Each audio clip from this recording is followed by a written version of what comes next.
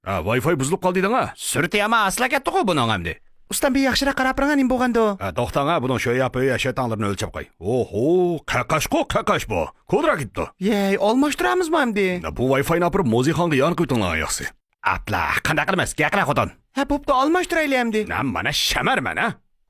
Mana tug'ida bir damlaklash bu. Voy, rahmat chapa chekdingiz ustam. Qancha pul oldiraz? Oy, pulni gapini qilmang. Bizning jorilar uchun fudima u. Ma'qul qo'shamsa.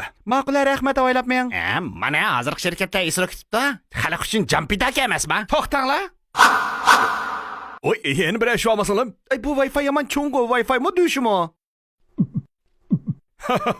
To'ring tatmasa Wi-Fi cho'ng olsin, pul topolmasang o'zing qo'ng olsin degan anlaganmi? Cho'ng olsa yaxshi. Sen cho'ng narsaga amroq qo'y xotin. Wi-Fi degancha cho'ng og'ir yaxshi. Ey, Yoshiji-mi nima bu?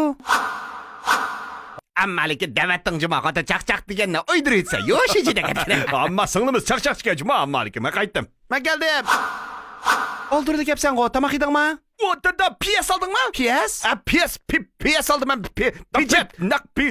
Pechat suratning qisqartirilmasi. Ammaliki surat ajoyib pechat o'g'ashqa pechat surat orderlik mo. Sen qanday bilsa bu narsani?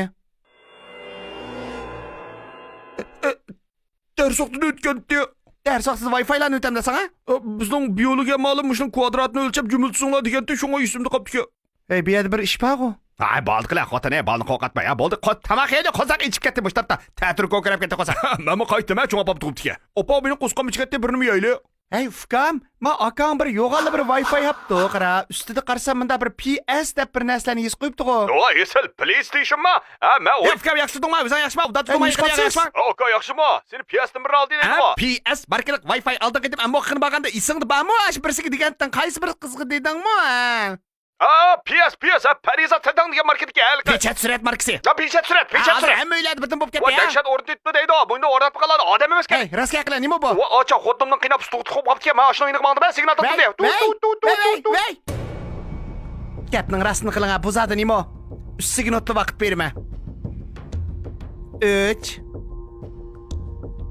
2 Sumkam tashab chiqmaydigan to'g'ri yo'qqa ketdi. O'ch kutibdi adash burada. Ya o PS qo'dashman va men Yoshijining notsi qo'dash. Amma apang dadangsaga pek kuyindigajma adash ya men alamayotgani qachon amma men shuncha yaxshi o'qisam epmaydi. O qanani paytsa sen niyo to'qsam epirdika. Amma hishin qo'yib degani titriydimiz adash bugundan boshlab. Acha men birda o'yinsam bilamda. Men o'ydim bugun. Birasing tirishkitma deb ham xil qilma. Yandimay konjuk qilishni tuqamam.